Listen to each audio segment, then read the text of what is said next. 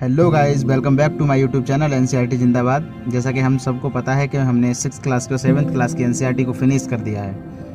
अगर आप लोग मेरे साथ मेहनत करना चाहें तो ये ऑडियो बुक सीरीज़ ज्वाइन कर सकते हैं साथ में।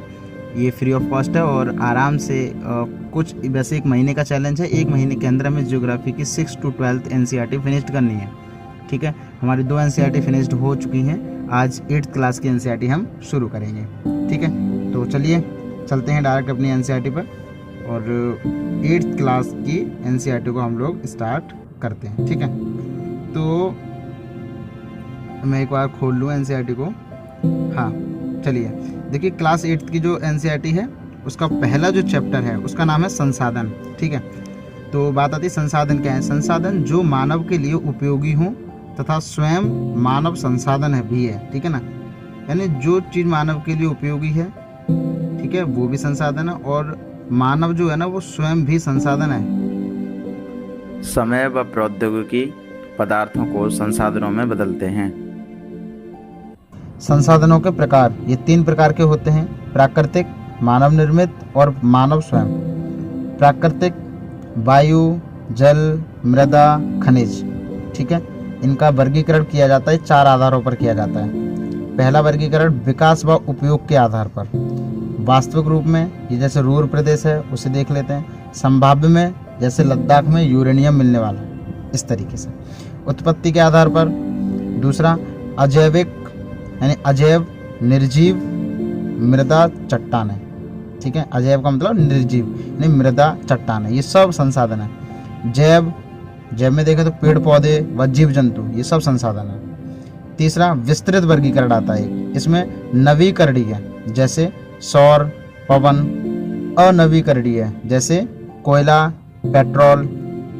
चौथा है वितरण के आधार पर, यानी कि सर्वव्यापी अगर देखा जाए तो जैसे वायु है उसे भी संसाधन माना जाता है वितरण के आधार पर। और एक है स्थानिक तौर पे देखें तो जैसे तांबा हो गया, लोहा हो गया, ये सब वितरण के आधार पर है। ठीक है, ये सब प्राकृतिक थे।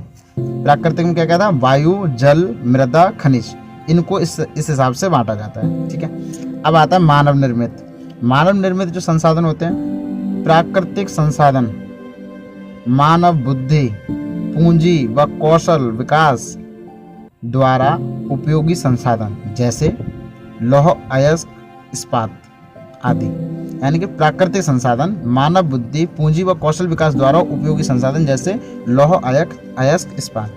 अब बात आती है मानव की स्वयं की। लोग मानव संसाधन है। ठीक है, शिक्षा, स्वास्थ्य, कौशल और फिर मानव संसाधन विकास, इस हिसाब से। यानी कि जैसे लोग जो मानव हैं तो वो संसाधन अपना, लेकिन उनको शिक्षित करके, स्वास्थ्य अच्छा देके और उनको कुशलता बना के वो मानव संसाधन विकास का निर्माण करते हैं, इस हिसाब से। अब एक शब्दावली में है पेटेंट।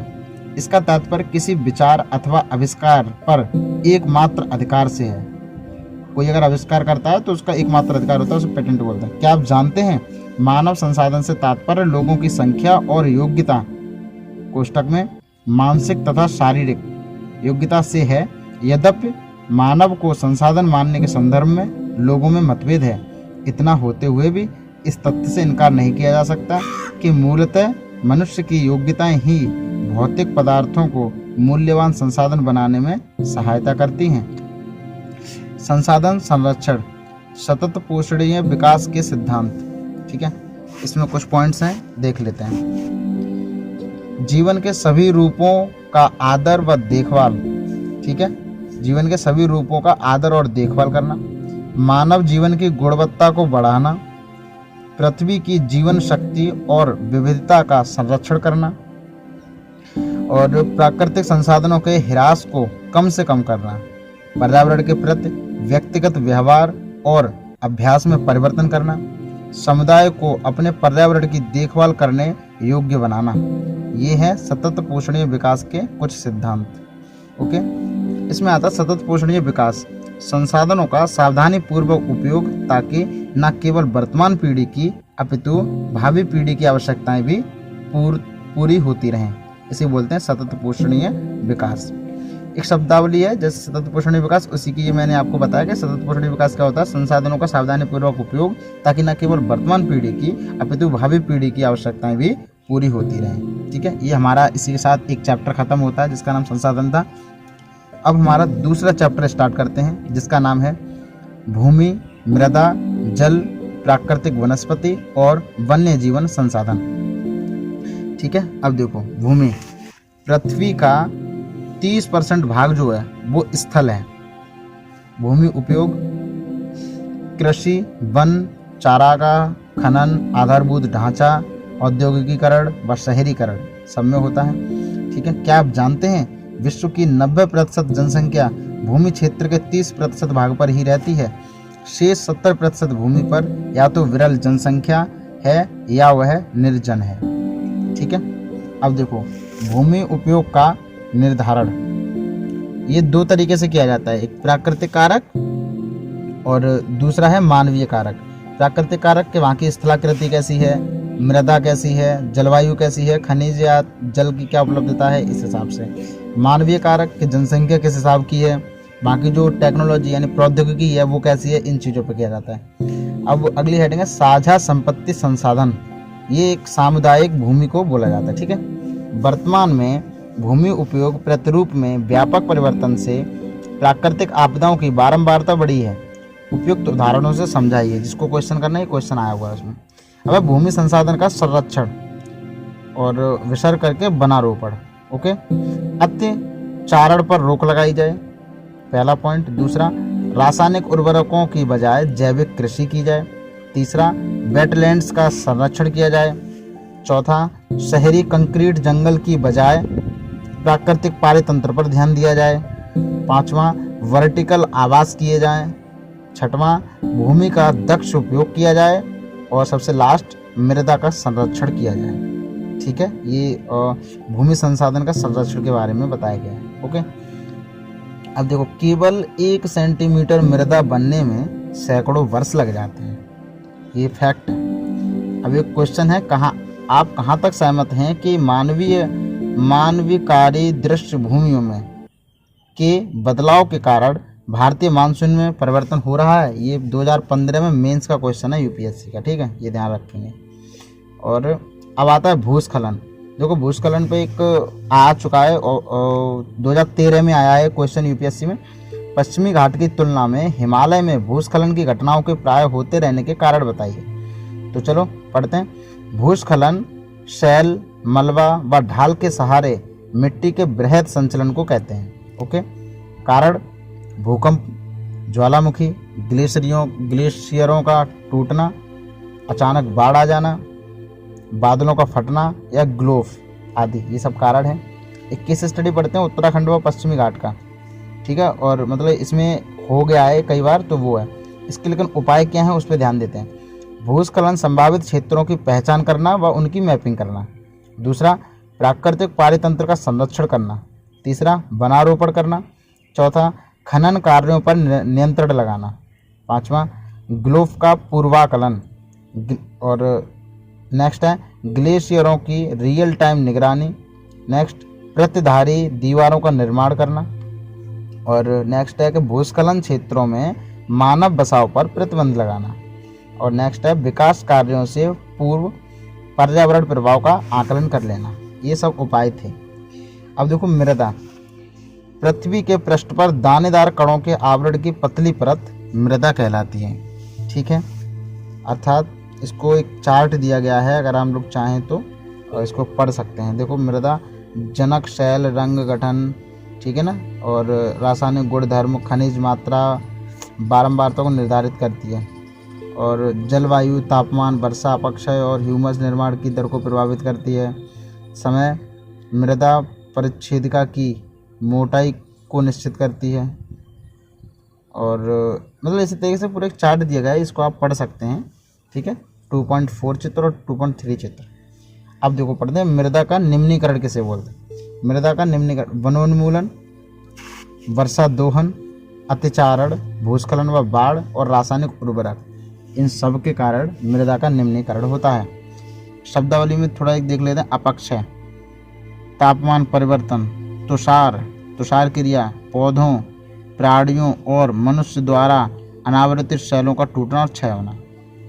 अर्थात दोबारा पढ़ते हैं, अपक्षय किसे कहते हैं। तो ताप परिवर्तन, तुषार क्रियाएं, पौधे या प्राणियों और मनुष्य द्वारा अनावृत शैलों का टूटना या फिर क्षय होना अपक्षय कहलाता है। क्या आप जानते हैं केवल 1 सेंटीमीटर मृदा को बनने में सैकड़ों वर्ष लग जाते हैं? ये हम पहले ही पढ़ चुके हैं। मृदा का संरक्षण कैसे होगा? तो मल्च बनाना, दूसरा वेदिका फार्म खोलना यानी पहाड़ी क्षेत्रों में, तीसरा समोच्च रेखीय जुताई जो पहाड़ी ढालों पे होती है, रक्षक मेखलाएं तटीय व सूक्ष्म क्षेत्र में, ठीक है ना। मतलब वृक्षों की एक श्रृंखला सी होती है, उसे बोलते हैं रक्षक मेखला, ठीक है। और ये चित्र भी दिया गया है इसमें। और एक होती है समोच्च रेखीय रोधिकाएं, और लास्ट है चट्टान बांध तथा भिन्न भिन्न फसलें एकांतर कतारों में लगाना। ये है मृदा संरक्षण। अब आता है जल, नवीकरणीय प्राकृतिक संसाधन, ये ठीक है ना, ये नवीकरणीय में आता है। भूपृष्ठ पर 3/4 भाग है इसका। जल उपलब्धता की समस्याएं क्या हैं? पीने योग्य अलवणीय जल की उपलब्धता मात्र 1% से भी कम है, मालूम है? वो हमने पहले जल वाले चैप्टर में पढ़ा था, याद होगा आपको। अब देखो, शहरीकरण व औद्योगिकरण के कारण नदियों व झीलें प्रदूषित हो रही हैं, ये एक समस्या है। शहरी आर्द्र भूमियों को कंक्रीट के जंगल में बदल दिया गया है, ये एक समस्या है। जल का दुरुपयोग होता है, ये सबसे बड़ी समस्या है। अब जल का संरक्षण कैसे किया जाए, तो उस पर निगाह करते हैं। अशुद्ध जल को शुद्ध करने के उपाय खोजने चाहिए। उद्योगों द्वारा शुद्ध जल में औद्योगिक बहिस्राव पर प्रतिबंध लगाना चाहिए। आर्द्र भूमियों का संरक्षण करना चाहिए, जो वेटलैंड्स हैं उनका संरक्षण करना चाहिए। नदियों के प्राकृतिक प्रवाह का संरक्षण करना चाहिए। जैविक कृषि एवं सूक्ष्म सिंचाई करनी चाहिए। वर्षा जल का संरक्षण करना चाहिए, ठीक है। अब आती प्राकृतिक वनस्पति व वन्य जीवन। एक है ब्रह्म कमल, औषधीय बूटी है ये, जो कि एस्टेरेसी कुल का है, ठीक है। ये फैक्ट है, मतलब हम इसको याद रख सकते हैं। क्षेत्र इसका फूलों की घाटी, पिंडारी ग्लेशियर, केदारनाथ, उत्तराखंड। यह केवल रात में खिलता है, जिसका नाम है ब्रह्म कमल, ठीक है। भारत गिद्धों की मृत्यु का प्रमुख कारण डिक्लोफेनेक, एस्प्रिन, इबुप्रोफेन, जो कि ये पीड़कनाशी और टैबलेट्स जो होती हैं वो हैं, ठीक है। ये ध्यान रखना, मतलब क्या क्या कारण है? डिक्लोफेनेक, एस्प्रिन, इबुप्रोफेन, ठीक है ना। ये सारी टैबलेट्स थी जो कि गिद्धों की मृत्यु का प्रमुख कारण है। क्या आप जानते हैं भारतीय उपमहाद्वीप में जिन पशुओं का उपचार डिक्लोफेनेक, एस्प्रिन अथवा इबुप्रोफेन जैसे पीड़कनाशी से किया जाता था, उनके अपमार्जन उपरांत गिद्ध किडनी खराब होने से मर रहे थे। पशुओं पर इन औषधियों के उपयोग करने पर प्रतिबंध लगाने के प्रयास किए जा रहे हैं, ताकि आरक्षित स्थान पर गिद्ध के प्रजनन के प्रयास किए जा रहे हैं, ठीक है ना। ये केस स्टडी है, इसको हम एक बार देख सकते हैं, ठीक है ना। मतलब क्या होता था कि कोई भी जानवर है, उनको पीड़कनाशी दवाएं खिलाई जाती थी, तो उनके मरने के उपरांत जब गिद्ध उन्हें खाते थे तो वो उनको उनकी किडनियां खराब कर देते थे, जिसकी वजह से गिद्ध खत्म हो रहे थे, ठीक है। तो वो चीज़ें हैं ये चित्र दिए गए हैं। एक ब्लैक याक है, ब्लैक पता नहीं क्या है, ये अच्छे से पढ़ने में नहीं आ रहा है, लेकिन 2.17 चित्र है, ये देख सकते हैं। एक 2.12 है जो किलकिला किंगफिशर है, वो दिया गया है। अब देखो शब्दावली, राष्ट्रीय उद्यान किसे कहते हैं? तो वर्तमान और भविष्य की पीढ़ी के लिए एक या एक से अधिक पारितंत्रों की पारिस्थितिक एकता की रक्षा के लिए नामित किया गया प्राकृतिक क्षेत्र, जिसे राष्ट्रीय उद्यान बोलते हैं। अब जैवमंडल निचय, एक ये भी शब्दावली। तो यह वैश्विक नेटवर्क द्वारा जुड़े रक्षित क्षेत्रों की एक श्रृंखला है, जिसे संरक्षण और विकास के बीच संबंध को प्रदर्शित करने के इरादे से बनाया गया है। यानी कि जैवमंडल जो निचय होता है वो मानव व पर्यावरण दोनों को शामिल करके संरक्षण व विकास को बढ़ावा देना, ये होता है, ठीक है ना, जैवमंडल निचय। और जो राष्ट्रीय उद्यान है वो है कि वर्तमान व भविष्य की पीढ़ी के लिए एक या एक से अधिक पारितंत्रों की पारिस्थितिक एकता की रक्षा के लिए नामित किया गया प्राकृतिक क्षेत्र। ये दोनों हो गए। अब बात आती है, एक है साइट्स, ठीक है ना, जो जिसकी फुल फॉर्म है the convention on international trade in endangered species of wild fauna and flora, Washington convention, ठीक है। ये चीज़ मतलब वो है मामला। अब देखो, हस्ताक्षर 3 मार्च 1973 में हुए और प्रभावी ये हुआ 1 जुलाई 1975 से। 183 देश इसमें शामिल हैं, ठीक है, जिन्हें पार्टीज बोलते हैं। सरकारों के मध्य अंतर्राष्ट्रीय समझौता है ये। इसका उद्देश्य है प्राणी व पौधों का संरक्षण करना। इसका मुख्यालय है जिनेवा में, स्विट्जरलैंड में है। साइट्स का मुख्यालय यूनेप द्वारा संचालित होता है, ठीक है। यूनेप क्या है? तो यूनाइटेड नेशंस एनवायरनमेंट प्रोग्राम, ठीक है, ये भी एक इसी तरीके का है, ध्यान देंगे। अब दूसरा भी चैप्टर फिनिश्ड हो चुका है। अब चैप्टर है तीसरा, खनिज व शक्ति संसाधन। खनिज का प्राकृतिक रूप निश्चित रासायनिक संगठन होता है इसका। शैल, खनिजों का समूहन। अयस्क, शैल जिनसे खनिजों का खनन किया जाता है। Simple, okay. अब देखो खनिज क्या है, दो तरीके के होते हैं, धात्विक, एक अधात्विक। एक काम करते हैं, ये परिभाषा दोबारा से देख लेते हैं एक बार। शैल, खनिज अवयवों के अनिश्चित संगठन वाले एक या एक से अधिक खनिजों का एक समूहन शैल कहलाता है। शैल जिनसे खनिजों का खनन किया जाता है, सिंपल, ओके। अब देखो, हाँ, वे शैल जिनसे खनिजों का खनन किया जाता है वे अयस्क हैं, हाँ, ठीक है। और खनिजों का समूहन जिनमें होता है वो शैल होते हैं, ठीक है। अब देखो, यद्यपि 2800 से अधिक खनिजों की पहचान की गई है, जिनमें से केवल लगभग 100 अयस्क खनिज समझे जाते हैं। इस तरह कोई भी आसानी से बता सकता है कि सभी खनिज शैल हैं, लेकिन सभी शैल खनिज नहीं हैं, ये ध्यान रखना, ठीक है। ये कभी कभी ऑब्जेक्टिव में आ जाता है। अब देखो, अब बढ़ते हैं। खनिज दो प्रकार के होते हैं, धात्विक और अधात्विक। धात्विक में दो हैं अलग से, लौह और अलौह, ठीक है। अब देखो, धात्विक खनिज ये कठोर होते हैं, चमकदार होते हैं, विद्युत व ऊष्मा के सुचालक होते हैं। उदाहरण के लिए लौह अयस्क, मैग्नीज या बॉक्साइट। अलौह तत्व, जो अलौह धात्विक होते हैं खनिज, वो होते हैं सोना, चांदी, तांबा, इस तरीके के, ठीक है। अब देखो अधात्विक खनिज, अब ये देखो अधात्विक खनिज में आते हैं चूना, अब्रक, जिप्सम, कोयला, पेट्रोलियम, इस तरीके के।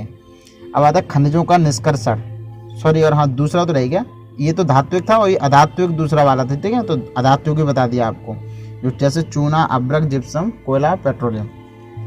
खनिजों का निष्कर्षण ये तीन तरीके से होता है, खनन, प्रभेदन, आखनन। खनन से तात्पर्य शैलों से खनिज निकालना, ठीक है। ये भी दो तरीके से होता है, विवृत खनन, ठीक है, और दूसरा कूपकी खनन। विवृत खनन का मतलब कम गहराई पर और पृष्ठीय स्तर को हटाना, ओके। और कूपकी जो खनन होता है वो गहन खनन होता है, यानी बहुत डीप होता है। प्रभेदन, पेट्रोलियम व प्राकृतिक गैस गहन कूपों से निकालना, ये प्रभेदन कहलाता है। आखनन, सतह के निकट के खनिजों को आसानी से खोद कर निकाल लेना, ये आखनन है। क्या आप जानते हैं स्विट्जरलैंड में कोई ज्ञात खनिज निक्षेप नहीं है। ये मैप दिए गए हैं कुछ खनिजों को लेके। 3.5 विश्व लोहे, तांबे और बॉक्साइट का वितरण बताया गया है, ये आप एक बार देख लेना। और विश्व 3.6 खनिज तेल और कोयले का भारत में वितरण क्या है वो भी बताया गया है, ठीक है, ये आप देख सकते हैं एक बार।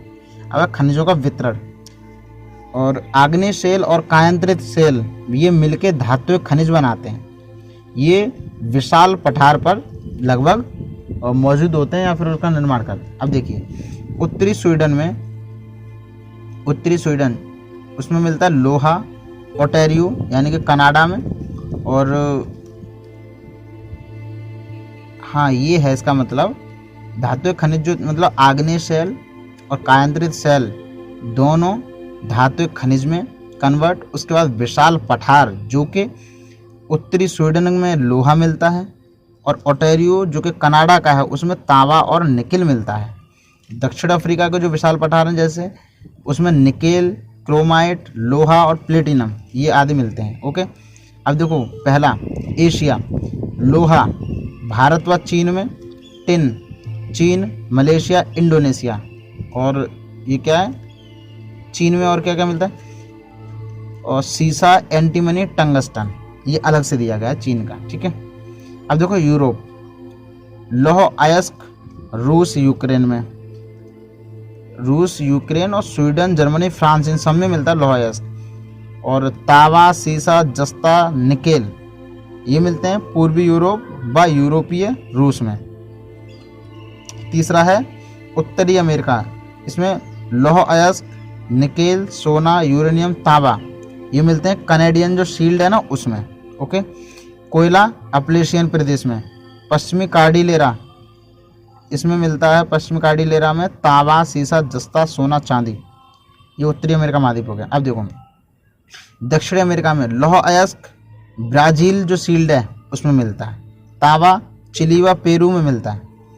टिन बोलीविया व ब्राज़ील में मिलता है। खनिज तेल Venezuela, Argentina, Chile, Peru, Colombia इनमें मिलता है। क्या आप जानते हैं हरा हीरा एक दुर्लभतम हीरा है। विश्व की प्राचीनतम शैलें पश्चिमी ऑस्ट्रेलिया में हैं।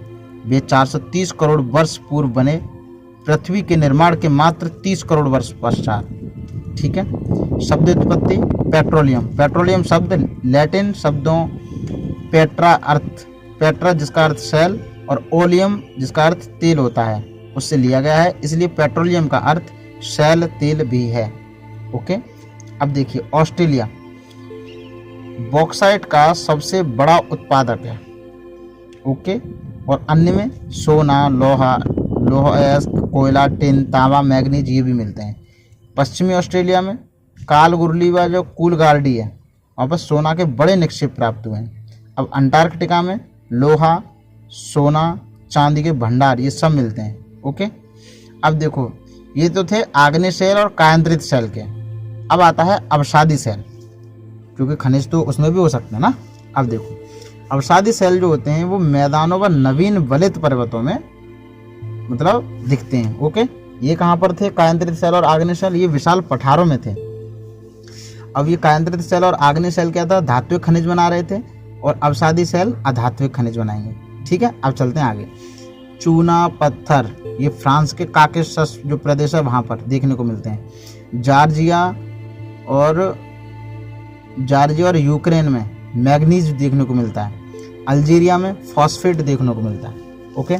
अब देखो दूसरा, महाद्वीपीय मग्न तट व प्राचीन दबे हुए सागरों की अवसादी चट्टानों में पेट्रोलियम व प्राकृतिक गैस प्राप्त होती हैं। तीसरा जैसे कोयला ये भी इसी अवसादी सेल से प्राप्त होते हैं। ठीक है। चलिए अब बढ़ते हैं भारत में खनिज का वितरण किस हिसाब से है। तो लोहा झारखंड, उड़ीसा, छत्तीसगढ़, मध्य प्रदेश, गोवा, महाराष्ट्र, कर्नाटक। बॉक्साइट झारखंड, उड़ीसा, छत्तीसगढ़, मध्य प्रदेश, गुजरात, महाराष्ट्र, तमिलनाडु। और अभ्रक झारखंड, बिहार, आंध्र प्रदेश, राजस्थान। भारत विश्व में अभ्रक का सबसे बड़ा उत्पादक और निर्यातक देश है, ये ध्यान देने योग्य बात है। अब तांबा राजस्थान, मध्य प्रदेश, छत्तीसगढ़, उड़ीसा, कर्नाटक, आंध्र प्रदेश। सोना कोलार जो कि कर्नाटक की खान है। ठीक है। उसमें नमक भारत अग्रणी है, अग्रणी उत्पादक और निर्यातक है नमक में भी। अब देखो खनिज तेल प्राकृतिक गैस ये क्या है ना चार्ट दिए गए हैं कि इनसे लाभ क्या है और हानि क्या है। ओके। तो खनिज तेल और प्राकृतिक गैस, जैसे खनिज तेल से क्या क्या लाभ है तो वो देखिए, आसानी से परिवहनीय यानी कि टैंकर में भर के ले आओ आराम से, कोई दिक्कत नहीं। ठीक है। दूसरा पेट्रो रसायन उद्योग का आधार है खनिज तेल। और प्राकृतिक गैस से आसानी से परिवहनीय, पाइपलाइन में ठूस के ले आओ आराम से, कोई दिक्कत नहीं। और दूसरा तेल और कोयले से अधिक स्वच्छ होता है, तेल से सस्ता भी होता है। ये लाभ है प्राकृतिक गैस के। लेकिन हानि क्या है, तेल जो है वो अधिप्लावन एवं गैस जो है वो रिसाव के कारण ऑक्सीजन का अवक्षय कर देती है। निर्मुक्त प्रदूषक के कारण अम्ल वर्षा होता है। इनसे जो प्रदूषक वो होते हैं मतलब रिलीज होते हैं उससे अम्ल वर्षा होती है। नए ईंधन का अन्वेषण आसान नहीं होता, समझ रहे हो, ये एक हानि है। अब देखिए ऊर्जा के जो परंपरागत स्रोत हैं, जैसे ईंधन ले लो। अब ईंधन में क्या है ना, देखो ये सारे परंपरागत स्रोत हैं, जैसे खनिज तेल हो गया, प्राकृतिक गैस हो गया, ईंधन हो गया, कोयला हो गया, ठीक है ना, ये सब क्या है। और जैसे जल विद्युत हो गया, ये सब परंपरागत स्रोत है, लेकिन इनसे हानि भी होती है और कुछ फायदे भी होते हैं। तो हमने प्राकृतिक गैस के मतलब फायदे और हानि देख ली, खनिज तेल के फायदे और हानि देख ली। अब हम क्या करेंगे, ईंधन जो है अब उसके लाभ और हानि देखेंगे। जैसे ईंधन है तो ये सुप्राप्य होता है, आराम से प्राप्त हो जाता है, बहुसंख्यक लोगों को ऊर्जा प्रदान करता है। लेकिन इसी के साथ हानि क्या क्या है, संग्रहण में अधिक समय लगता है, प्रदूषण फैलाने वाला है, ये हरित गृह प्रवाह में वृद्धि करता है, निर्वनीकरण करता है। अब कोयला पे आ जाओ तो कोयला के फायदे क्या क्या है, विस्तृत रूप से उपलब्ध है, बहुत जगह उपलब्ध है ये अपने देश में, ठीक है। और विद्युत रूपांतरण के लिए सबसे ज़्यादा बढ़िया है, ये उपयुक्त है वो काफ़ी। अब हानि देखा जाए तो प्रदूषण का सबसे प्रमुख स्रोत मान लिया जाता है इसको। परिवहन के लिए भारी है क्योंकि ट्रेन में भर के लाना पड़ता है, पूरी पूरी ट्रेन चलानी पड़ती हैं, ठीक है। अब देखो, अब आ जाओ जल विद्युत पे। ये भी परंपरागत स्रोत में, इसके भी लाभ और हानि दोनों हैं। लाभ क्या क्या है कि ये प्रदूषण मुक्त है, कोई प्रदूषण नहीं होता, और सिंचाई और मत्स्यन को बढ़ावा देता है और सस्ता भी है। जबकि हानि देखा जाए तो स्थानीय समुदाय का विस्थापन करना पड़ता है सबसे पहला। निम्न क्षेत्रों का जल प्लावन हो जाता है भाई साहब, स्थापित करने में खर्चीला बहुत है, ठीक है ना। ये हो गया ऊर्जा के परंपरागत स्रोत। अब आ जाओ ऊर्जा के गैर परंपरागत स्रोत और इनके हानि और लाभ भी देखेंगे। तो पहला है इनमें पवन ऊर्जा। पवन ऊर्जा में लाभ क्या है? प्रदूषण मुक्त है, एक बार स्थापित हो जाए तो विद्युत उत्पादन की कम लागत लगती है, फिर सुरक्षित है और साफ है। लेकिन इसी का घाटा क्या क्या है भाई साहब? तो ध्वनि प्रदूषण होती है, पवन चक्कियों को स्थापित करना बहुत महंगा है, रेडियो व दूरदर्शन के प्रसारण संकेतों में व्यवधान डालता है, पक्षियों के लिए तो बहुत हानिकारक है, ठीक है। ये पवन ऊर्जा हो गई। अब सौर ऊर्जा, इसके लाभ हैं कि असमाप्य है, सबसे बढ़िया कि ये कभी ख़त्म ही नहीं होने वाला। दूसरा का प्रदूषण मुक्त है। हानि क्या क्या है कि इसके खर्चीला बहुत है भाई साहब, जो भी प्लेट्स बनती हैं अभी भी। और उसका एक और है, इसका एक और मतलब हानि है जो इसमें दिया नहीं गया है कि उसकी जो प्लेट्स हैं अभी तो चल रही हैं तब तक ठीक है, लेकिन अगर वो ख़राब हो गई तो उसका निस्तारण के लिए, उसके रिसाइकलिंग के लिए अभी तो कोई वो नहीं आया टेक्नोलॉजी।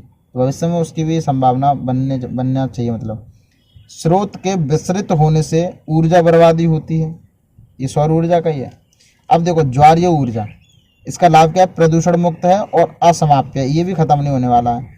हानि क्या है लेकिन इससे वन्य जीव आवास का नष्ट हो जाता है, मतलब वन्य जीव जो इतने भी आवास है सब नष्ट करने पड़ते हैं। दोहन में कठिन है ये, ओके।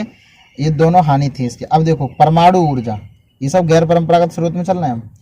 परमाणु ऊर्जा, अब इसके लाभ क्या है? बड़ी मात्रा में ऊर्जा उत्पादन करता है, सीधी सी बात है। जिसके पास परमाणु ऊर्जा है वो आगे चल के बोला भी यही जाता है कि विश्व पर वही राज करेगा। हानि रेडियो एक्टिव व्यर्थ को उत्पन्न करना, ये सबसे बड़ी बात है, खर्चीला बहुत है। ये दो हानि है इसकी। अब बायोगैस, बायोगैस में क्या है? इसके लाभ क्या क्या है? कम लागत है और उपयोग में बहुत आसानी से हो जाता है। जैव व्यर्थ का उपयोग और बायोगैस का उत्पादन आराम से हो जाता है, समझ रहे हो ना, कोई दिक्कत नहीं होती। मतलब जैव व्यर्थ जितना भी होता है उसका उपयोग हो जाता है इसमें, और बायोगैस का उत्पादन हो जाता है, बढ़िया। लेकिन हानि क्या है? ये ग्रीन हाउस प्रभाव को बहुत तेज गति से बढ़ाता है। अब देखो भूतापीय ऊर्जा, ये भी गैर परंपरागत स्रोत है। इसके लाभ क्या है? स्वच्छ होता है, पर्यावरण हितैषी होता है, वह हर समय उपलब्ध रहता है। हानि शहर से बहुत दूर शहर से बहुत दूर अवस्थित होने के कारण विद्युत वहन जो है बहुत खर्चीला हो जाता है, ठीक है। अब देखो ऊर्जा संसाधन, नहीं हटेगा ऊर्जा संसाधन, यह जीवाश्म ईंधन जैसे कोयला, पेट्रोलियम, प्राकृतिक गैस, ये सब परंपरागत ऊर्जा स्रोत हैं, ठीक है। अब देखो कोयला जो है तापीय ऊर्जा के अंतर्गत आता है। क्षेत्र इसका चीन हो गया, यूएसए हो गया, जर्मनी हो गया, रूस, दक्षिण अफ्रीका, फ्रांस।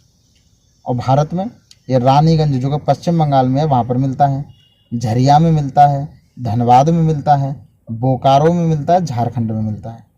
क्या आप जानते हैं संपीड़ित प्राकृतिक गैस यानी कि जिसे सीएनजी बोलते हैं, एक प्रचलित पर्यावरण हितैषी ऑटोमोबाइल ईंधन है, क्योंकि यह पेट्रोलियम और डीजल की तुलना में कम प्रदूषण करती है। पेट्रोलियम जिसे काला सोना भी बोला जाता है, इसके क्षेत्र हैं ईरान, इराक, सऊदी अरब, कतर, यूएसए, रूस, वेनेजुएला, अल्जीरिया। जबकि भारत में ये असम में एक जगह है डिगबोई, और बॉम्बे हाई जो कि मुंबई में है, और कृष्णा गोदावरी का डेल्टा यहाँ देखने को मिलता है। और प्राकृतिक गैस ये रूस, नॉर्वे, यूके, नीदरलैंड। और जबकि भारत में जैसलमेर और जो केजी बेसिन है वहाँ पर, ठीक है, और त्रिपुरा में बॉम्बे हाई, यहाँ इतनी जगह मिलता है। क्या आप जानते हैं विश्व का पहला जल विद्युत उत्पन्न करने वाला देश नॉर्वे था, ठीक है, ये भी याद रखें। अब देखो जल विद्युत का पराग्वे, नॉर्वे, ब्राज़ील, चीन। पवन ऊर्जा Netherlands, Germany, Denmark, US, UK, Spain. परमाणु ऊर्जा यूएसए, यूरोप, रूस, चीन, भारत। यूरेनियम परमाणु ऊर्जा में जैसे यूरेनियम और थोरियम आता है, तो यूरेनियम के जो भंडार हैं भारत में राजस्थान और झारखंड में मिलते हैं, और थोरियम के केरल के मोनोजाइट बालू वहाँ पर मिलते हैं। तो ये संभावना है और दिखा भी है, ये अच्छी चीज़ है। अब देखो सरल जल विद्युत परियोजना जो कि जम्मू कश्मीर में उसका चित्र दिखाया गया है। क्या आप जानते हैं विश्व का प्रथम सौर और पवन चालित बस अड्डा स्कॉटलैंड में है? क्या आप जानते हैं विश्व का पहला ज्वारीय ऊर्जा स्टेशन फ्रांस में बनाया गया था? अब देखिए भूतापीय ऊर्जा की बात चल रही है, तो पृथ्वी की आंतरिक ऊष्मा से प्राप्त जो ऊर्जा होती है वो होती है, आंतरिक ऊष्मा से प्राप्त होती है उसे बोलते हैं भूतापीय ऊर्जा। ठीक है, जैसे यूएसए इसमें अग्रणी राष्ट्र है बहुत, और न्यूजीलैंड, आइसलैंड, फिलीपींस, मध्य अमेरिका, ये सब इस पर काम कर रहे हैं। भारत में मणिकरण जो कि हिमाचल में, और पूका घाटी यानी जो लद्दाख में, वहाँ पे काम चल रहा है। ठीक है, अब ज्वारीय ऊर्जा रूस, फ्रांस, कच्छ खाड़ी, भारत का जो कच्ची खाड़ी है वहाँ पर। बायोगैस मृत पौधे व जंतु। चलिए स्टार्ट करते हैं चैप्टर नंबर 4। ठीक है, इसका नाम है कृषि। कृषि एक प्राथमिक क्रिया है। अनुकूल स्थलाकृति, मृदा और जलवायु कृषि हेतु आवश्यक तत्व हैं। ठीक है, कल्चर जो होते हैं कृषि में वो देखो कितने प्रकार के होते हैं, वो हम एक बार कर लेते हैं। 1 2 3 4 5 6 प्रकार के इसमें दिए गए हैं। ठीक है, एनसीईआरटी में। जैसे कल्चर को अगर एग्री के साथ लगा दिया जाए तो हो जाता है एग्रीकल्चर, इसका मतलब होता है कृषि व पशुपालन। ठीक है, इसी तरीके से सेरीकल्चर को बोला जाता है रेशम कीट पालन। पिसीकल्चर मत्स्य पालन। विटीकल्चर अंगूरों की खेती, अर्थात जो द्राक्षा कृषि होती है ना, उसको ही मतलब इसको अंगूरों की खेती को द्राक्षा कृषि भी बोलते हैं। ठीक है, अब आता है हॉर्टिकल्चर।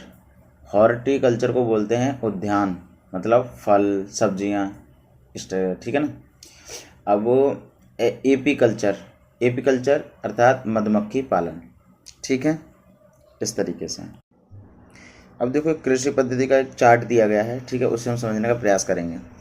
इसमें है निवेश, प्रक्रम, निर्गत, मतलब आपके इनपुट्स क्या हैं, फिर प्रोसेस क्या होती है, और फिर उसका आउटपुट क्या निकलता है। ठीक है, देखिए निवेश में है जैसे मशीनरी, बीज, खाद, मानव श्रम, जल, मृदा की जांच करना, ये सब मतलब इनपुट्स हैं।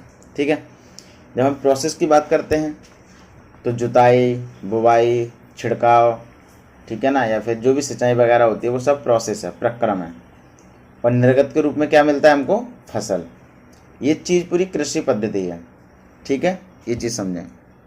अब जो निवेश है, निवेश दो तरीके का हो सकता है, एक मानवीय निवेश, एक भौतिक निवेश। अब मानवीय निवेश कैसा है, जैसे भंडारण कैसा है, क्या करना है, स्टोरेज, श्रम कैसा है, मेहनत, मशीनरी कैसी यूज़ हो रही हैं, रसायन कैसे यूज हो रहे हैं, ये सब मानवीय निवेश हैं, क्योंकि ये मानव के द्वारा किए जा रहे हैं, सिंपल सी बात है। अब आता है भौतिक निवेश, जैसे सूर्य का प्रकाश उचित मात्रा मिल रहा है कि नहीं मिल रहा है, वर्षा, तापमान, मृदा कैसी है, और उसके बाद जो खेत हैं आपको उसका ढलान कैसा है। ठीक है, रोचक तत्व, यहाँ पे थोड़ा मतलब बारिश हो रही है हमारे यहाँ पे, तो थोड़ा हो सकता है बैकग्राउंड में आवाज़ आए, लेकिन अच्छी आवाज़ होगी, बारिश की भी बड़ा प्यारी आवाज़ होती है। तो इसमें एक रोचक तथ्य दिया गया है, जैविक कृषि, इस प्रकार की कृषि में, जैविक कृषि जो है वो उसके बारे में बताया गया है कि इस प्रकार की कृषि में रासायनिक खादों के स्थान पर जैविक खाद और प्राकृतिक पीड़कनाशी का उपयोग किया जाता है। फसलों का उत्पादन बढ़ाने के लिए कोई आनुवंशिक रूपांतरण नहीं किया जाता। ठीक है, अब है कृषि के प्रकार। तो मेजरली कृषि के प्रकार जो हैं वो दो हैं, निर्वाह कृषि और वाणिज्यिक कृषि। अब निर्वाह कृषि के अंदर चलते हैं, तो पहला आता है, मतलब पहले निर्वाह कृषि को समझ लेते हैं क्या है, और वाणिज्यिक कृषि को समझ लेते हैं क्या है, उसके बाद उसके प्रकारों पर चलेंगे। ठीक है, तो निर्वाह कृषि का मतलब होता है जैसे आवश्यकता या फिर अपने भरण पोषण के लिए सिर्फ, यानी जो अपनी बेसिक नीड्स हैं उनको पूरा करने के लिए जो कृषि की जाती है, निर्वाह कृषि है।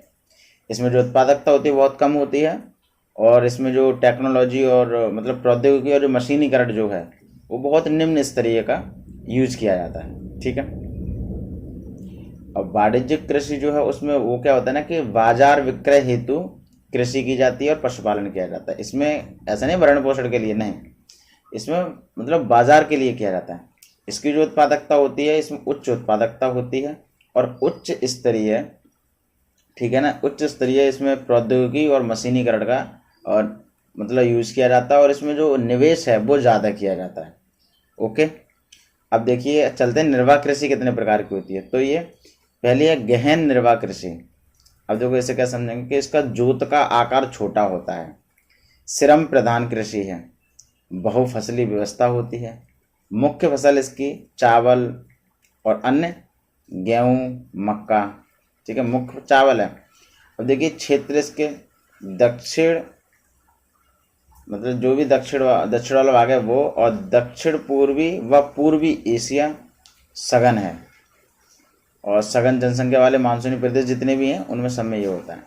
दूसरा है आदिम निर्वाह कृषि, स्थानांतरी कृषि व चलवासी पशुचारण भी इसको मतलब यूज करते हैं इसके लिए नामों का। तो देखते हैं जैसे स्थानांतरी कृषि क्या है।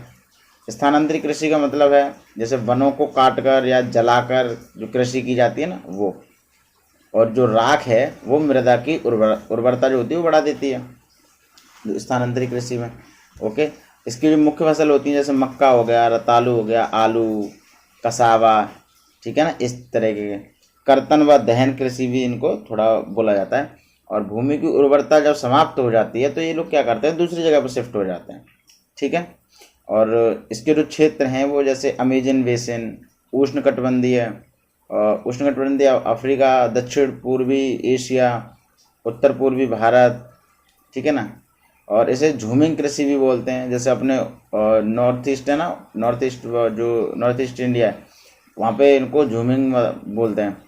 और मैक्सिको में इसको मिल्पा बोलते हैं, ठीक है। और ब्राज़ील में रोका और मलेशिया में लदांग बोलते हैं, ठीक है। अब बात आती है चलवासी पशुचारण। तो चलवासी पशुचारण का मसला है कि सहारा का जो अर्ध शुष्क व शुष्क प्रदेश जो है वहाँ पर इसको देखा जाता है, मध्य एशिया में। और भारत की अगर बात करें तो राजस्थान और जम्मू कश्मीर यहाँ पे इनको देखा जाता है। मसला क्या है कि चारे व पानी की तलाश में एक स्थान से दूसरे स्थान पर ये लोग मतलब विचरण करते हैं, इसलिए इनको बोलते हैं चलवासी पशुचारण। अब बात आती है वाणिज्यिक कृषि, उसके कितने प्रकार हैं। तो इसमें सबसे पहली है वाणिज्यिक अनाज कृषि। इसमें फसलें गेहूं, मक्का, क्षेत्र उत्तरी अमेरिका, यूरोप व एशिया के शीतोष्ण घास के जो क्षेत्र हैं वो। यहाँ पे क्या होता है ना कि अत्यधिक ठंड पड़ती है, अत्यधिक ठंड वर्धन काल को बाधित करती है, ठीक है ना। इसके कारण क्या होता है, एक ही फसल होती है। मिश्रित कृषि, जो पहला तो ये हो गया वाणिज्यिक अनाज कृषि, अब दूसरा है मिश्रित कृषि।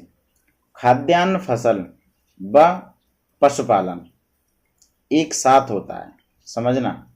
खाद्यान्न जो फसल है वो भी, और पशुपालन का जो चारा है ना वो भी, दोनों एक साथ होती हैं। क्षेत्र क्या क्या है इनके, यूरोप, पूर्वी यूएसए, अर्जेंटीना, दक्षिण पूर्वी ऑस्ट्रेलिया, न्यूजीलैंड, दक्षिण अफ्रीका।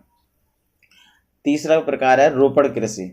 इसकी फसलें हैं चाय, कहवा, काजू, रबड़, केला अथवा कपास की एकल फसल, ये रोपड़ कृषि में आती है। क्षेत्र क्या क्या है इसके, उष्णकटिबंधीय प्रदेश, ठीक है, मलेशिया में रबड़, ओके, और ब्राज़ील में कहवा, भारत व श्रीलंका में चाय, ये चीज़ समझो। अब कि इसमें क्या ना कि गहन श्रम लगता है, तकनीक और पूंजी होती है वो भी बहुत गहन लगती है इसमें।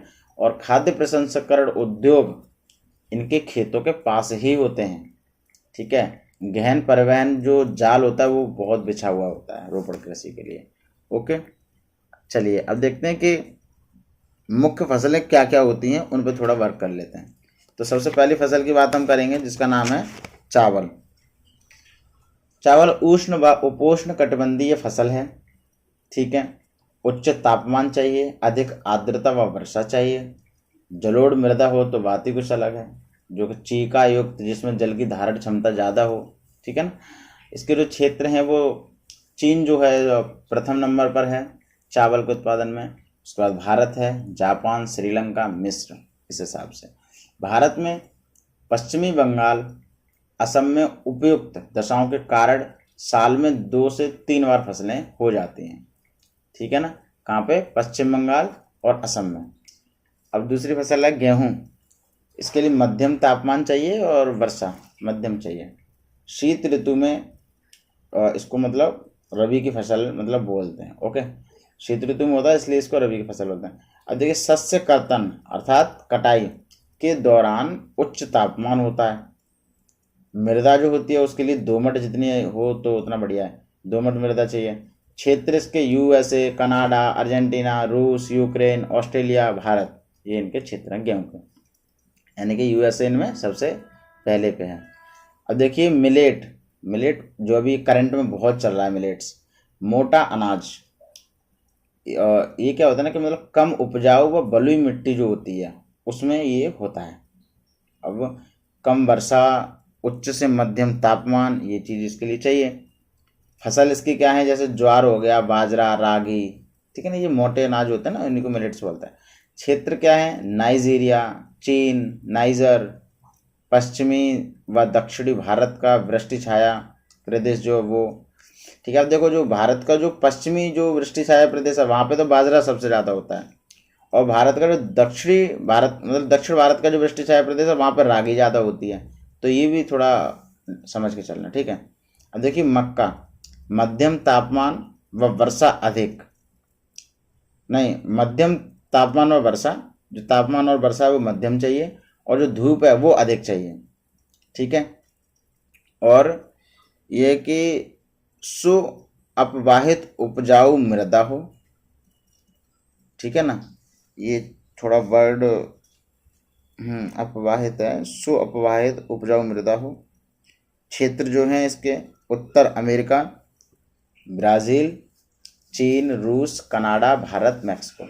ओके, ये चित्र दिए गए हैं, इसमें चावल की कृषि, गेहूं का शस्य कर्तन कैसे हो रहा है वो, बाजरे की कृषि, मक्के की कृषि। क्या आप जानते हैं मक्का को कॉर्न के नाम से भी जाना जाता है। विश्व में इसकी विभिन्न रंग बिरंगों प्रजातियां पाई जाती हैं। अब पांचवी फसल है जिसका नाम है कपास। इसके लिए इसकी वृद्धि के लिए उच्च तापमान, हल्की वर्षा, 200 से लेकर 210 तक पाला रहित दिन और तेज चमकीली धूप की आवश्यकता होती है। यह काली और जलोढ़ मृदा में सर्वोत्तम उगती है। चीन, संयुक्त राज्य अमेरिका, भारत, पाकिस्तान, ब्राज़ील और मिस्र कपास के अग्रणी उत्पादक हैं। यह सूती वस्त्र उद्योग के लिए एक महत्वपूर्ण कच्चा माल है, ठीक है। और पटसन, अगला जो वो है फसल वो है पटसन। इसको सुनहरा रेशा के रूप में भी जाना जाता है। यह जलोढ़ मृदा में अच्छे ढंग से विकसित होता है और इसे उच्च तापमान, भारी वर्षा और आर्द्र जलवायु की आवश्यकता होती है। यह फसल उष्णकटिबंधीय क्षेत्रों में उगाई जाती है। भारत और बांग्लादेश पटसन के अग्रणी उत्पादक हैं। अब बात आती है कॉफ़ी की। इसके लिए गर्म एवं आर्द्र जलवायु और सुअपवाहित दोमट मृदा की आवश्यकता होती है। किस किस चीज़ की, गर्म एवं आर्द्र जलवायु हो और सुअपवाहित दोमट मृदा की आवश्यकता होती है। इस फसल की मृदा के लिए पर्वतीय ढाल अधिक उपयुक्त होती है। सुअपवाहित का मतलब है कोई अगर पानी कोई आ रहा है तो वहाँ पानी रुके ना, समझो इस बात को। अभी सुअपवाहित कहाँ कहाँ आई थी, एक मक्का में आई थी, ठीक है ना, लेकिन वहाँ पे कहते हैं सुअपवाहित और उपजाऊ मृदा की आवश्यकता होती है। मतलब इसमें पानी भरना नहीं चाहिए, मतलब जो जमाव हो जाता है ना, मतलब निकल जाए इस टाइप का, ठीक है ना। तो अब आगे बढ़ते हैं। इसके लिए गर्म एवं आर्द्र जलवायु, सुअपवाहित दोमट मृदा, वहाँ पे क्या थी उपजाऊ मृदा, यहाँ दोमट मृदा की आवश्यकता होती है। इस फसल की वृद्धि के लिए पर्वतीय ढाल अधिक उपयुक्त होती है। ब्राज़ील कॉफ़ी का अग्रणी उत्पादक देश है और इसके पश्चात कोलंबिया और भारत है। रोचक तथ्य ये है, कॉफ़ी के पौधे की खोज किसने की? तो कॉफ़ी के खोज के विषय में विभिन्न कहानियाँ प्रचलित हैं। लगभग 850 ईस्वी में कालदी नाम का एक अरबवासी जो बकरी चराने वाला था, अपनी बकरियों की अनोखी उछल कूद और हरकतों को देखकर परेशान था। एक दिन उसने भी सदा हरित पौधों की फलियों को चखकर देखा जिन्हें उसकी बकरियां प्रतिदिन खाया करती थीं। उसके आनंद के भाव का अनुभव करने के बाद अपनी खोज के विषय में संसार को बताया, ठीक है। ये इस तरीके से इसकी खोज हुई। अब देखिए नेक्स्ट फसल है चाय। बागानों में उगाई जाने वाली एक पेय फसल है ये, ठीक है ना। और इसकी कोमल पत्तियों की वृद्धि के लिए ठंडी जलवायु और वर्ष भर समवितरित उच्च वर्षा की आवश्यकता होती है। इसके लिए सुअपवाहित दोमट मृदा और मंद ढाल की आवश्यकता होती है। पत्तियों के चुनने के लिए अधिक संख्या में श्रमिकों की आवश्यकता होती है। इसमें भी चाय की रोपण कृषि दिखाई गई है, वो हम देख सकते हैं। अब देखिए कृषि का विकास। कृषि विकास का संबंध बढ़ती जनसंख्या की बढ़ती मांग को, ठीक है ना, बढ़ती मांग को पूरा करने के लिए कृषि के उत्पादन को बढ़ाने की दिशा में किए जाने वाले प्रयासों से है। यह कई तरीकों से प्राप्त किया जा सकता है, जैसे बोए गए क्षेत्रों में विस्तार करके, बोई जाने वाली फसलों की संख्या बढ़ाकर, सिंचाई सुविधा में सुधार करके, उर्वरकों और उच्च उपज देने वाले बीजों के प्रयोग द्वारा। कृषि का मशीनीकरण भी कृषि के विकास का एक अन्य पहलू है। कृषि के विकास का चरम लक्ष्य खाद्य सुरक्षा को बढ़ाना है, ठीक है। इस पर हम थोड़ा ध्यान देते चलेंगे। अब बात आती है, मतलब कृषि के विकास की बात होगी, किस अध्ययन है एक प्रकार से भारत में कृषि, मतलब भारत में किसान और ये यूएसए का किसान। इसे भी हम थोड़ा एक प्रकार से थोड़ा हिंट के साथ देख सकते हैं, ठीक है। तो ये तुम्हारा थोड़ा मेजर पॉइंट था, जैसे भारत का एक फॉर्म कैसा होता है, ठीक है ना, और जैसे अमेरिका में एक फॉर्म कैसा होता है, उसको हम थोड़ा केस स्टडी के माध्यम से समझ सकते हैं, या बुक से पढ़ लें तो ठीक है, लेकिन ऐसा कुछ है नहीं खास, ठीक है, एग्ज़ाम की दृष्टि से। और ये यहाँ पे कुछ एक मैप बना दिया गया है, जो आप देख सकते हैं कि निर्वाह कृषि, स्थानांतरित कृषि, चलवासी पशुचारण, वाणिज्य, अनाज कृषि, मिश्रित कृषि, रोपण कृषि, ये कहाँ कहाँ हो रही हैं, ठीक है। और यहाँ क्वेश्चन भी आया हुआ है, ये देखिए। और भारत में कृषि उत्पादों के परिवहन एवं विपणन में मुख्य बाधाएं क्या हैं, ठीक है, ये आया है 150 शब्दों में, 2020 में आया है। और धान गेहूं प्रणाली को सफल बनाने के लिए कौन से प्रमुख कारण उत्तरदायी हैं? इस सफलता के बावजूद यह प्रणाली भारत में अभिशाप कैसे बन गई? एक ये है, ठीक है। तो यहाँ पे आपका चौथा चैप्टर खत्म होता है। अब लास्ट चैप्टर हम पढ़ने जा रहे हैं, जिसका नाम जो 5वां चैप्टर है, ठीक है ना। उसके बाद हमारी 8th क्लास की जो NCERT है वो फिनिश्ड हो जाएगी। ओके, तो चलिए 5वां चैप्टर जिसका नाम है उद्योग। ओके, देखिए उद्योग जो है ये द्वितीयक क्रियाकलाप है। उद्योग का संबंध आर्थिक गतिविधि से है, जो कि वस्तुओं के उत्पादन, खनिजों के निष्कर्षण अथवा सेवाओं की व्यवस्था से संबंधित है। समझो, उद्योग क्या है? द्वितीयक क्रियाकलाप है, प्राथमिक नहीं है।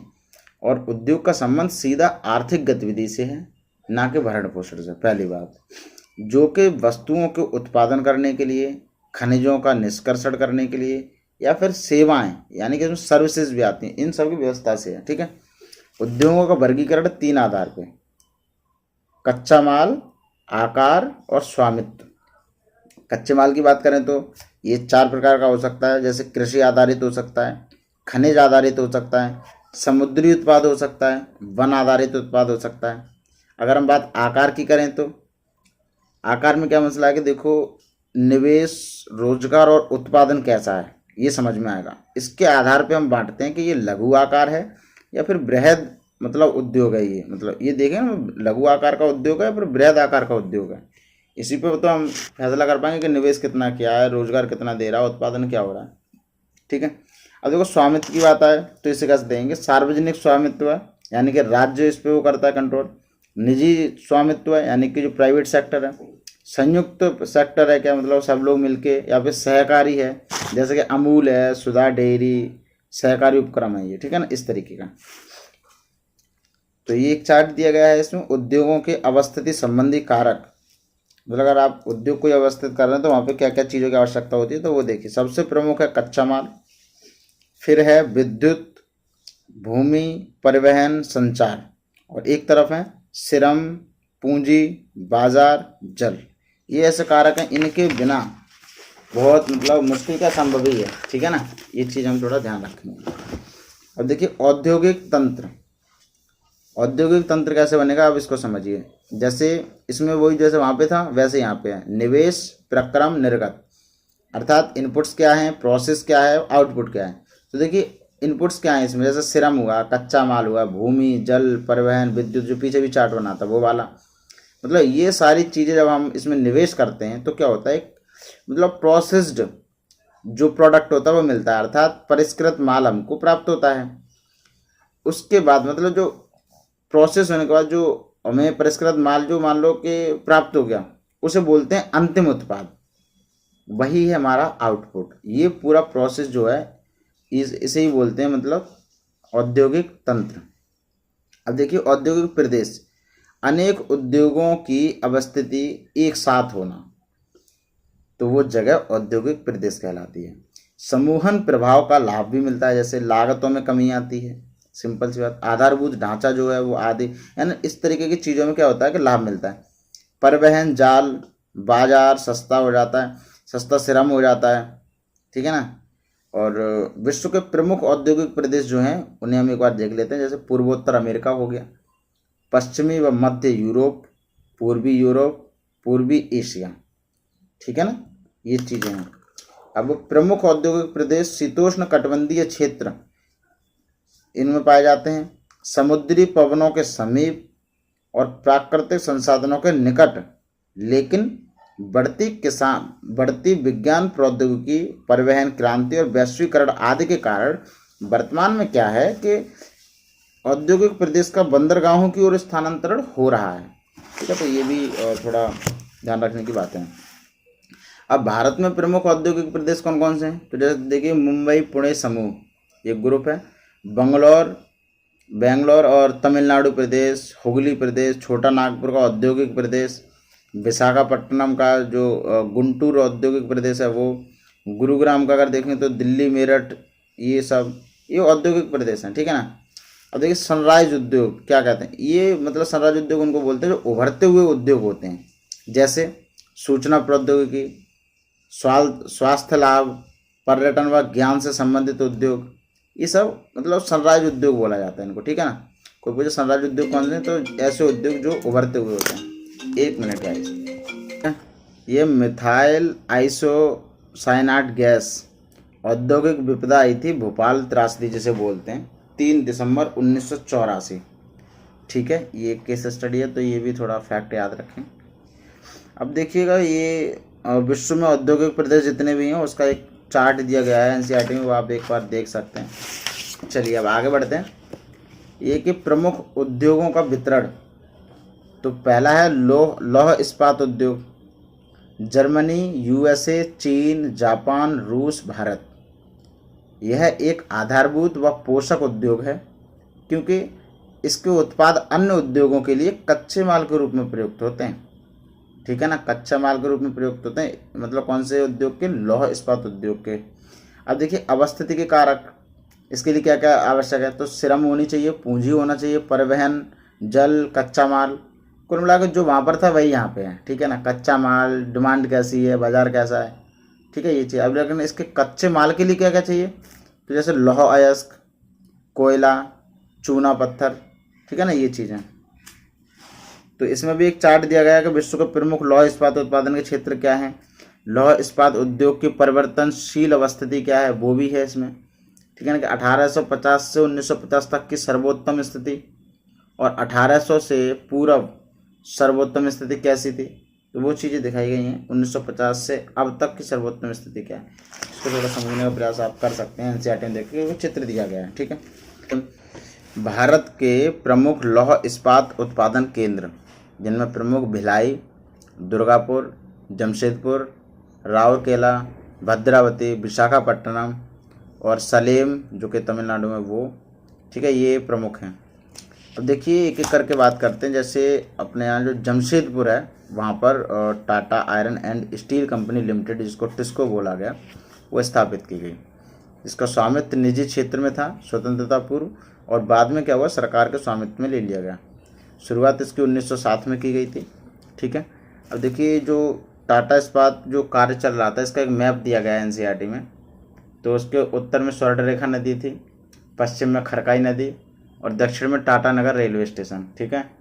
और पूर्व में गोल्फ कोर्स करके ये पूरी एक कॉलोनी थी, टेल्को कॉलोनी, इस टाइप से ये आप देख सकते हैं, कोई दिक्कत नहीं, ठीक है। तो इसकी जो अवस्थिति है वो लौह अयस्क, झरिया कोयला, मैग्नीज निक्षेप इसकी वजह से की गई थी, क्योंकि जमशेदपुर में इस चीज़ों का अच्छे से कोई दिक्कत नहीं होती है। उड़ीसा व छत्तीसगढ़ में, क्योंकि इन चीज़ों का एक प्रकार से कह सकते हो कि भंडार हैं, किस जैसे लौह अयस्क, चूना पत्थर, डोलोमाइट, मैग्नीज, ठीक है। बंगाल में नागपुर रेल मार्ग, ठीक है ना, और बंगाल में जो नागपुर रेल मार्ग है उसके तहत इसका क्या होता था, परिवहन किया जाता था, कोई भी मतलब जो उत्पादन होता था उसका। और बड़ा बाजार जो इसके लिए था वो था कोलकाता, ठीक है। बाद में क्या होगा, निवेश इसमें होने लगा, सरकारी प्रोत्साहन करने लगे, इसमें निवेश होने लगा।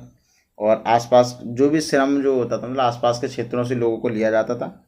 बाद में क्या हुआ, जमशेदपुर में अन्य उद्योग और भी लगे, जैसे रसायन, इंजनों के पुर्जे बनाने के लिए, कृषि उपकरण, मशीनें, टिन की चादरें, ये सब जमशेदपुर में लगने लगे, ठीक है। उसके बाद बढ़ते हैं अब आगे। पिट्सबर्ग जो कि यूएसए में है, यह एक महत्वपूर्ण इस्पात नगर है और कोयला अवस्थिति केंद्र है ऐसा, ठीक है।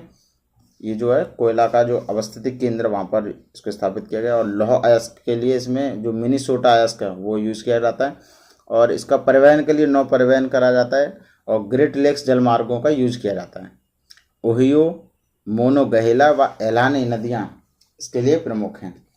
क्या आप जानते हैं ग्रेट लेक्स के नाम सुपीरियर, ह्यूरॉन, ओंटारियो, मिशिगन और इरी हैं, लेकिन इन 5 झीलों में से सुपीरियर झील सबसे बड़ी है, जो अन्य की तुलना में उच्च ऊर्ध्व प्रवाह पर स्थित है, ठीक है। चलिए अब आगे चलते हैं। सूती वस्त्र उद्योग। 18वीं सदी की औद्योगिक क्रांति से पूर्व सूती वस्त्र उद्योग जो है वो हस्त कताई पर निर्भर था। बाद में क्या हुआ, पावरलूम आदि के द्वारा इसे बनाया जाने लगा। भारत में प्राचीन सूती वस्त्र उत्पादन केंद्र देखिए ढाका, जहाँ पे मलमल की चीज़ें बनती थी, जो आपने सुना होगा बच्चों, मलमल की रजाई। मसूलीपट्टनम में छींटा बनता था। कालीकट में कैलिको, और बुरहानपुर, सूरत, वडोदरा में सुनहरी जरी बनती थी, ठीक है। तो इसको हम थोड़ा ध्यान रख सकते हैं।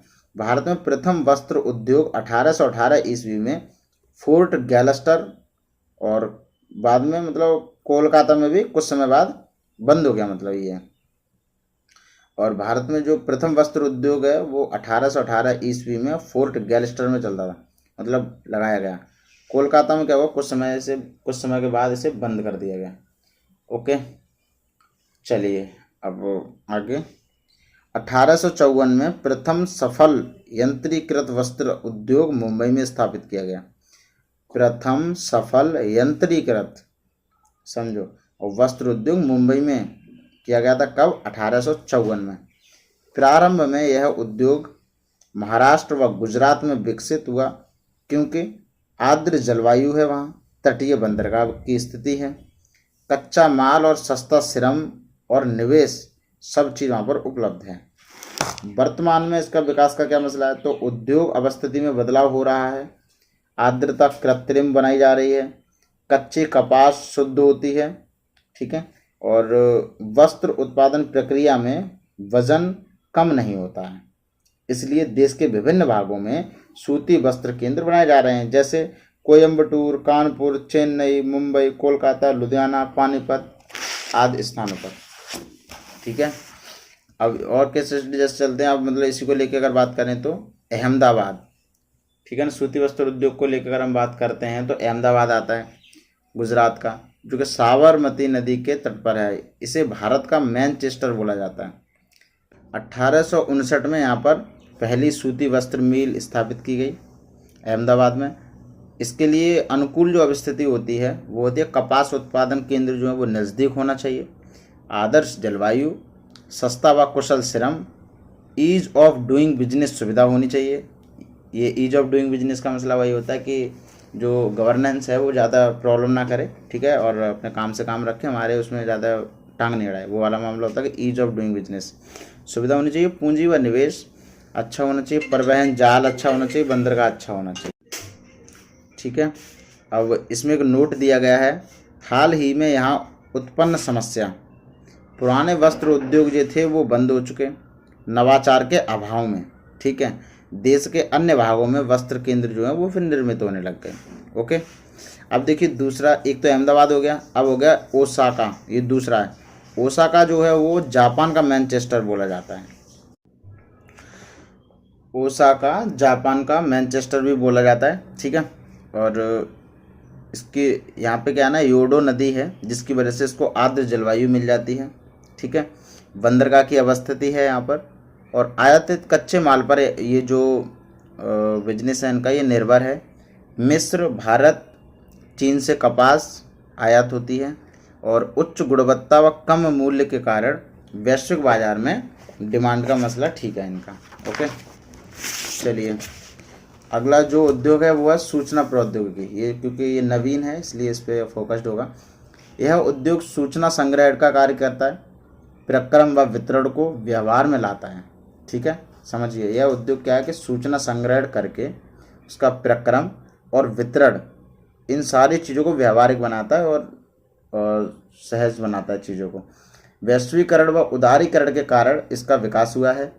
इसका जो अवस्थिति है उसमें जो कारक कार्य करते हैं वो है ईज ऑफ डूइंग बिजनेस के मानक, संसाधन उपलब्धता, लागत व बुनियादी ढांचा, ये चीज़ें इसके कारक हैं। आईटी सेक्टर के प्रमुख केंद्र क्या हैं? जैसे सिलिकॉन घाटी बोलते हैं, जो कैलिफोर्निया उसको सिलिकॉन घाटी बोला जाता है। अपना भारत का बेंगलोर हो गया, ठीक है। ये इसके आईटी सेक्टर के प्रमुख केंद्र हैं। केस स्टडी अगर देखें तो बेंगलोर, ये बोला जाता है कि दक्कन के पठार का सिलिकॉन पठार है ये बेंगलोर को, ठीक है। इसको दक्कन पठार या सिलिकॉन पठार बोला जाता है। वर्ष भर क्या है ना, मृदु जलवायु रहती है और धूल मुक्त रहती है। आधारभूत ढांचा, इंटरनेट बहुत अच्छा चलता है, कम खर्चीला है, और सूचना प्रौद्योगिकी जो नीति है सर्वप्रथम 1992 में कर्नाटक सरकार द्वारा ही घोषित किया गया था। और बेंगलोर में सर्वाधिक आईटी महाविद्यालय हैं, शिक्षा संस्थान सबसे ज़्यादा हैं। आईटी सेक्टर में कुशल मानव श्रम भी है यहाँ पर स्थित है। और कुछ यहाँ पर फैक्ट दिए गए हैं तो वो भी हम देख सकते हैं। जैसे बेंगलोरी होना का तात्पर्य बेंगलोर शहर में अपनी नौकरी दूसरे के लिए छोड़ देना होता है। कुछ वर्ष पहले संयुक्त राज्य अमेरिका से अनेक सूचना प्रौद्योगिकी नौकरी भारत जैसे देशों में बाह्य स्रोती हो गई, जहाँ कम वेतन पर उसी क्षमता का निपुण श्रमिक उपलब्ध था, ठीक है। क्या आप जानते हैं कि उच्च प्रौद्योगिकी उद्योग आपस में क्यों जुड़े होते हैं? क्योंकि वे आसान पहुंच के लिए मुख्य सड़क, महामार्ग के नज़दीक स्थित हो सकते हैं। फर्म ज्ञान के आदान प्रदान से लाभान्वित हो सकते हैं। सेवा और सुविधाएं जैसे कि सड़कें, कार पार्किंग और अवशिष्ट निपटान सक्षमता, इनसे व्यवस्थित किया जा सकते हैं, ठीक है।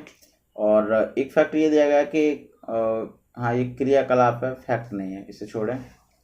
और क्रियाकलाप क्या आप जानते हैं? हाँ, एक ही हम समझ सकते हैं कि भारतीय वस्त्र उद्योग के कुल उत्पादन का लगभग 1/3 हिस्सा निर्यात किया जाता है, ठीक है। और देश में प्रथम वस्त्र का उद्योग 1818 ईस्वी में कोलकाता के समीप फोर्ट गैलिस्टर में स्थापित हुआ, लेकिन कुछ समय बाद यह बंद हो गया था, ठीक है।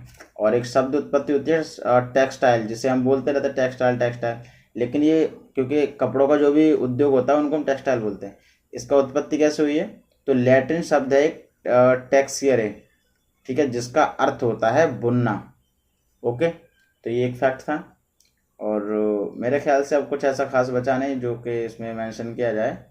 हाँ, एक प्रगलन आप देख सकते हैं, ये सनराइज देख ही लिया था। प्रगलन एक ऐसी प्रक्रिया होती है जिसमें धातुओं को उसके अयस्कों द्वारा गलनांक बिंदु से अधिक तपाकर निष्कर्षित किया जाता है। सिंपल सी बात है, ये हम लोगों ने 12th में केमिस्ट्री में खूब पढ़ा है, ठीक है।